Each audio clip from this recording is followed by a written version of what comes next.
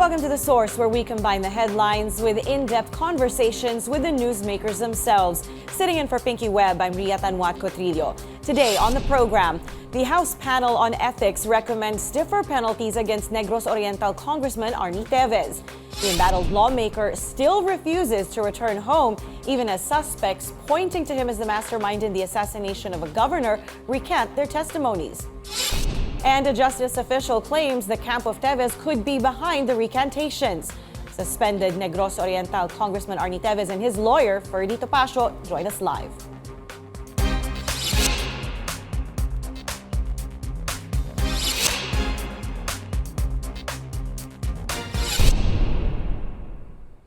The House of Representatives is expected to decide on the fate of suspended Negros Oriental Representative Arnie Teves this week.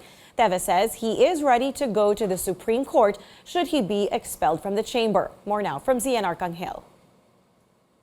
The Committee on Ethics and Privileges unanimously decided to recommend to the plenary the imposition of a stiffer disciplinary action to our colleagues, Arnulfo Arnie Teves Jr. That's the decision of the House Ethics Committee after a closed-door hearing. The panel found Teves in violation of the House of Representatives rules on attendance due to his continued stay overseas. Expulsion was mentioned as one of the stiffer penalties that could be imposed on Teves, though the panel stopped short of saying it is their recommendation. The stiffer penalty from suspension is expulsion, and there is another penalty that can be imposed. Any penalty that the committee may determine. So yun na lang po yung mga natitirang options. But I'm not saying that yun po yung decision or recommendation ng committee. The panel rejected Teves' request to join the hearing through video conferencing, despite his insistence that he cannot return to the country due to threats to his life. His lawyer, Ferdie Topacio, was also barred from representing him in the hearing, despite his physical presence at the House. Teves slammed the hearing for supposedly being one-sided. Kung balak nila akong patayin, then most probably they want the worst. Parang bargaining chip na magpakita ako dyan physically. Topacio says they will study all legal options if ever the House votes to expel Teves. We may go to the Supreme Court, we may go to the Ombudsman. It may be a petition to question the validity of any action. Just in case, hindi ko sinasabing yun na mangyayari, just in case the lower house takes an action that is tantamount to a grave abuse of discretion. Officials from the Foreign Affairs Department, Philippine National Police, Civil Service Commission, Immigration Bureau, and the Commission on Elections all attended the ethics panel's hearing. Lawmakers are tight-lipped about their presence, but COMELEC Chairman George Garcia shared what would happen in case a lawmaker's seat in the House is declared vacant. Basta may vacancy sa House of Representatives, kailangan lang ng COMELEC ng isang resolution na magsasabing vacant ang posisyon. At the same time, dapat may nakalagay doon na magpapatawag ng special election. The plenary is seen to tackle the ethics panel's recommendations against Teves either on Tuesday or Wednesday. With Congress set to adjourn this week, the House cannot act on any appeal from Teves until sessions start again in July. Congress will not be in session until SONA. SONA is July 24. So, walang committee plenary activities between May 31 and July 24. For House leaders, returning to the Philippines is Teves' only way out of the stiffer penalties that await him. Zian Arcangel, CNN Philippines. Now let's go straight to the source of the story. Suspended Negros Oriental Congressman Arnulfo Teves Jr. and his lead counsel, Attorney Ferdie Topacio. Gentlemen, welcome to the program.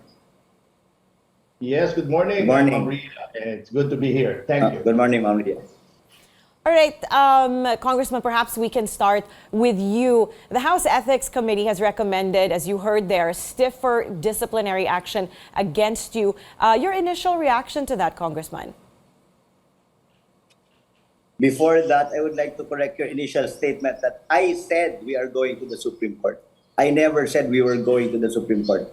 It was my lawyer who said it was an option. All right, sir. That is noted. Diba kasi ako nagsabi at na sinabi ng lawyer ko, di ba? Adlahis as an option. All right. So what was your reaction, Diretso kasi sir? ako magsalita kami.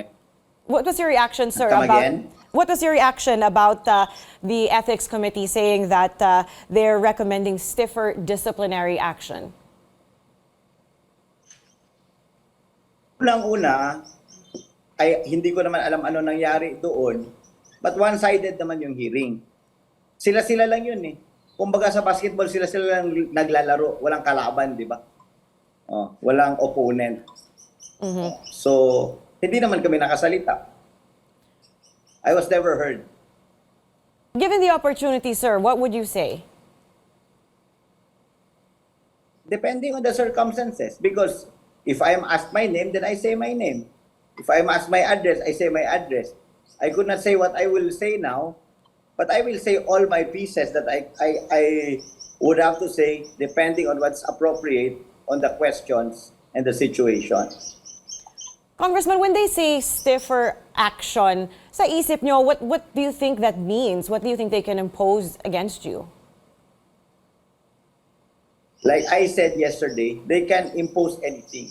The fact that they want me home is, to me, is an indication of a stiffer penalty even outside of the law. Bakit sila nakikisaw-saw sa aking pag-uwi? At bakit nila ako pinipilit na magpakita sa Congress? And how come I'm not allowed to join by a teleconferencing? They say because I am staying abroad. What's their proof that I am abroad? Ngayon, challenge ko. What if I'm in the Philippines pala now? Will Martin and all the rest of the ethics committee resign? All right, sir. On the part of the ethics committee, that panel, they did not disclose the exact sanction that they'll recommend to the plenary, but we do understand that expulsion is among them and perhaps a more likely option. Is this something that you're already considering? Are you ready to be expelled by the House? It's not that I'm ready or I'm considering. It's that I am powerless over these people. Diba? Sino naman si Arnie para lumaban kay Speaker at sa chairman dyan? Diba?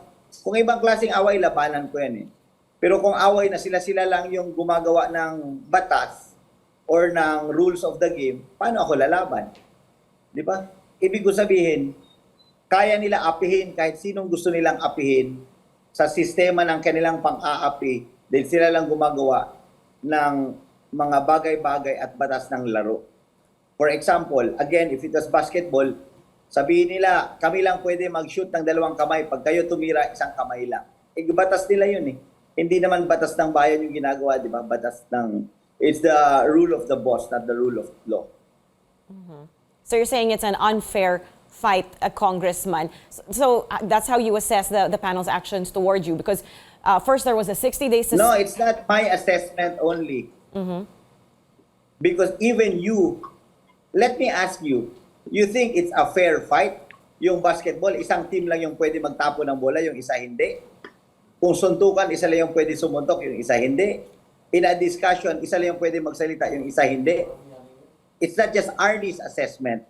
I think it's everybody's assessment that it's safe to presume that if it's only one side playing, then they will declare a winner. I don't think that's a fair game.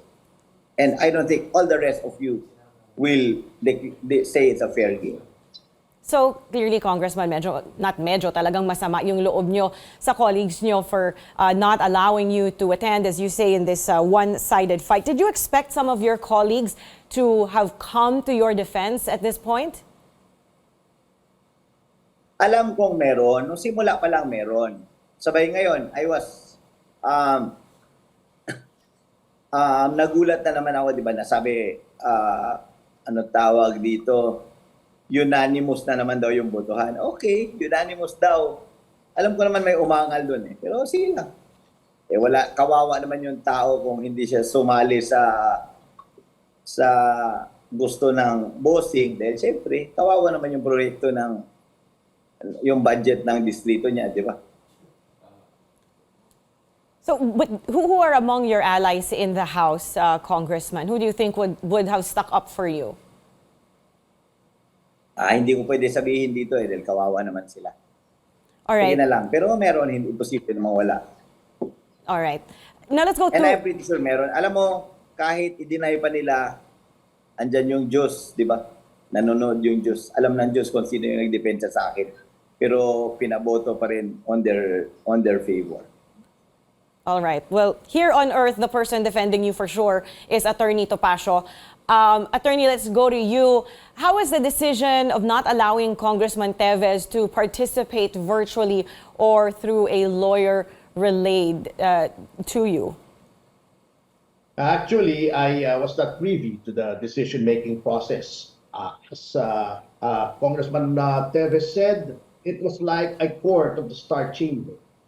They met among themselves, but I know for a fact, I want to validate what Congressman Teves has said, that before the session or the hearing started, while I was still inside the Villar Hall, several members of the committee approached me and told me in confidence that it was not their liking what the committee was doing. However, their hands were tied. They begged Congressman Teves for understanding, and they said, I'm sure Arnie will understand what our situation is, like he does right now. At any rate, this representation was merely ushered in after they made their deliberations, and I was personally informed, number one, that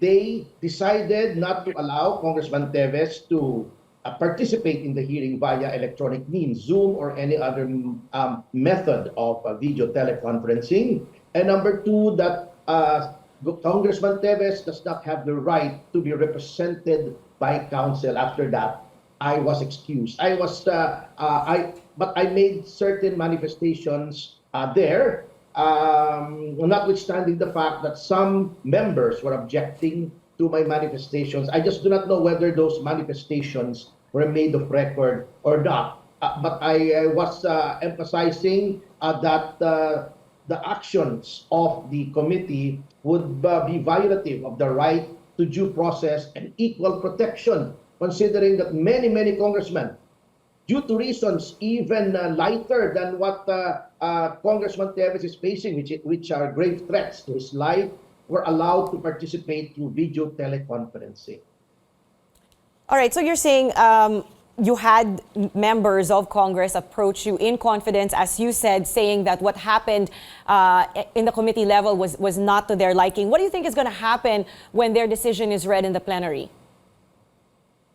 I believe from media reports that the decision was unanimous. So these voices, it would appear, were silenced by the majority or by the chairman or whoever is exerting pressure upon these congressmen not to vote according to their conscience, but according to the will of the House leadership.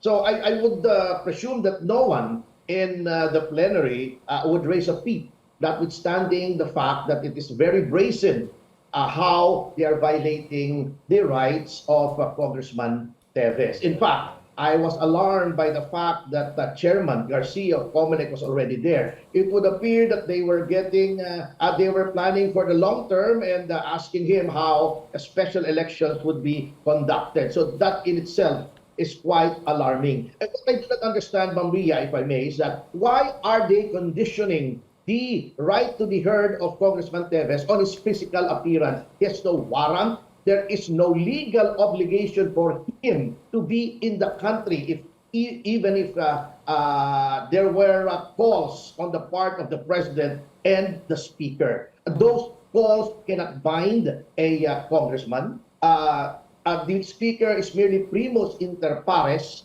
He does not have any coercive powers to compel any congressman to be present at any time outside of the House rules. All right, we need to go to a break in just a second, but before that, Congressman Teves, I'd like to go back to you. Do you have any message, sir, to House Speaker Martin Romualdez? Ang mensahe ko, wala sanang personalan. At tandaan nila, tayo'y lahat ay tao lang. Kung meron silang naituturong baho sa akin at mga konting bagay-bagay na hindi close to perfection, huwag nilang kalimutan, marami din akong alam. Diba? Baka hindi ko lang alam ano mangyayari pag sinabi ko lahat. Ewan ko lang.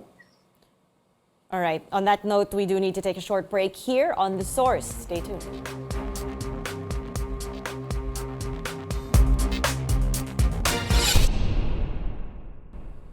You're watching The Source here on CNN Philippines. I'm Ria Tanwat-Cotrillo. Our source today, Congressman Arnie Teves and his lawyer, Attorney Ferdie Topacio. So let's continue with our conversation. Gentlemen, Congressman Teves, it is presumed that you are still out of the country. Where are you exactly, sir? Is that something you're willing to share with us? Secret. Secret. But you've repeatedly said that there are threats to your life. Are you still receiving threats, sir? Of course. Yung kakavalidate ko lang kung kumusta na yung threat sa buhay ko. It's getting worse. What for? Ganito kasi yan. Di ba, ang dami ng mali sa pangyayari dyan sa Pilipinas. Ako yung ginagawa nilang panakipbutas. Katulad ngayon. Halimbawa lang, sana lang mali ako ha. Pero nakuha ko na yung script eh. Di ba, puputok na yung Maharlika Fund. Siyempre, aangal yung taong bayan. Pero kung sinabay nila yung issue ni Arnie, anumang parusa yan, siyempre, magiging mas malabnaw yung issue ng Maharlika Fund. Angal ako sa Maharlika Fund. Dahil tingin ko, yari talaga yung delikado yan sa taong bayan natin, sa future ng taong bayan. Because I don't believe na dapat isugal yung perang hindi dapat isugal. So of course, anong itatabo nila sa issue ng Maharlika Fund? Hindi naman sa sikat ako, pero tuwing lumalabas yung issue ko, masyado siyang mabenta, di ba? Mm-hmm. Kahit nga sa social media, nakiging kilala na ako ng buong bansa dahil sa issue na ito. So, again, the Maharlika Fund, minamadali nila, si Arnie na naman yung pangpantay or panakipbutas. So sinasabi niyo, sir, para po kayong decoy, a distraction for the public from the issue of the Maharlika Fund? Totoo. Right. Bago ako si Bantag, sabay ako. Di ba? Kaya nga natatakpan yung asukal, yung smuggling, yung ABS-CBN issue, di ba? Yung prime holdings. Oh.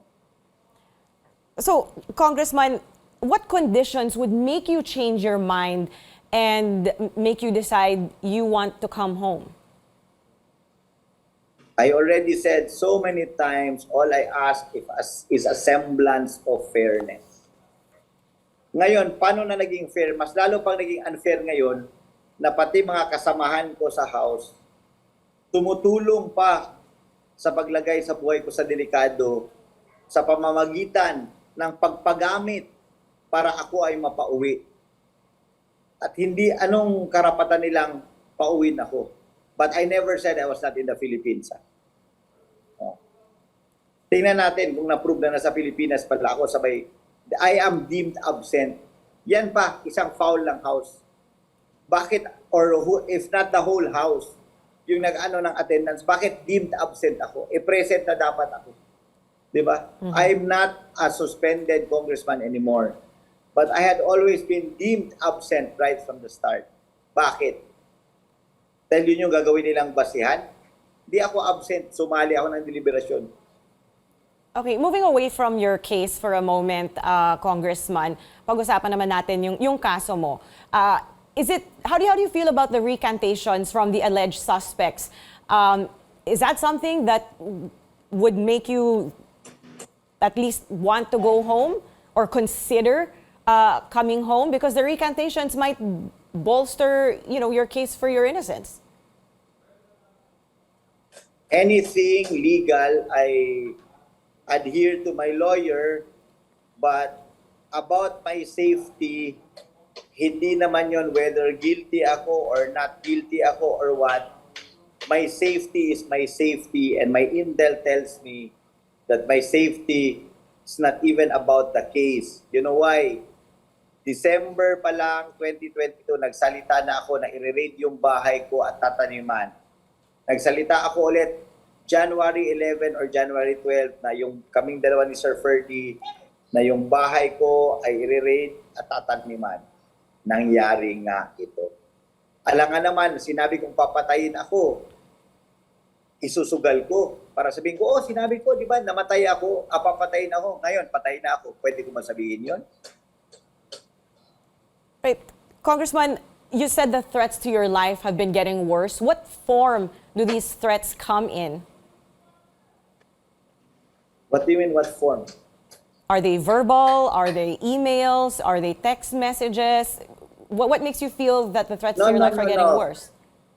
You don't get it. You don't get it. Paki-explain I po. get information. I don't get threats to my life is I will be killed.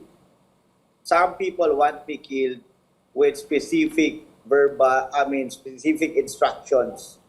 No? In fact, one of my friends, I saw an order, internal office order in one of the offices to have my friend eliminated. Kaibigan ko pa lang yun ha, to be eliminated na. Walang ano yun, hindi politiko yun, he was just a plain businessman. Just because nagkasama kami ilang beses, ang order sa kanya ay to be eliminated. Ano pa kaya order sa akin? And you even saw an order from within the BID to supposed to have me intercepted. Bakit ako intercept? Sino sila at sino ako para i-intercept? Wala naman akong kasalanan, pwede naman ako kriminal. So again, my intel had always been right. Mm-hmm. Hindi ko lang pwede isugal na sabihin, ay, di ba sinabi ko sa inyo, papatayin ako? Eh, hindi ko na masabi yun kung patay na ako, di ba? Alright, Congressman, do you have any plans of seeking asylum in any other country? I have always maintained not to confirm nor deny anything about the asylum. All right, we need to take a short break. Once again, this is The Source on CNN Philippines. Please stay tuned.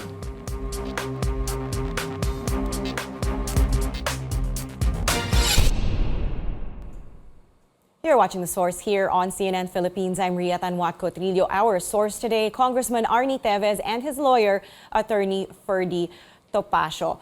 So again, going back to the case, 5 suspects in the killing of Governor Roel Digamo have recanted.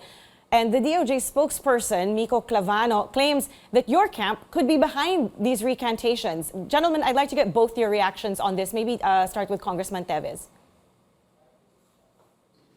Again, anything legal, I will yield to my lawyer. Attorney Topacio? Yes, actually, that is what the congressman means by semblance of fair play. You will notice that the DOJ from day one already has a narrative. Even before an investigation was conducted, even during the initial stages of a criminal investigation, and that narrative is that Congressman Teves is the mastermind. Anything that deviates from that narrative is either not credible, a concoction of our camp, or a fabrication. That is the danger here. You know, if Attorney Clavano has any proof at all, then he should go to court. In other words, Attorney Clavano, we are both lawyers, you put up or you shut up. I already told him in public, he has an invitation from me that maybe he has a better future in show business. Magandang lalaki naman siya. Kunin ko na lang siyang artista. But all these statements are pure BS coming from the official mouthpiece of the DOJ. There was a witness who surfaced claiming that there was another mastermind. He was dismissed outright by the Secretary of Justice, even without investigating him, even without talking to him. Now, they are pointing fingers again at Congressman Teves. Why is there such a fixation on Congressman Teves? Everything that happens is the handiwork of Congressman Teves. So, this is not the action. These are not actions of an impartial and unprejudiced investigative body such as the DOJ. So All right. that is why no semblance of fairness here. How can you expect us to subject ourselves to the jurisdiction of the DOJ when it is just at this point a kangaroo court, moro-moro, a court of the Star Chamber? All right, gentlemen, that is all I have time for with you this morning. But thank you for being here, Negros Oriental Representative Arnie Teves and Lead Counsel Attorney Ferdie Topacio. And thank you for joining us here on The Source. I'm Ria Tanwat Cotrillo. You're watching CNN Philippines.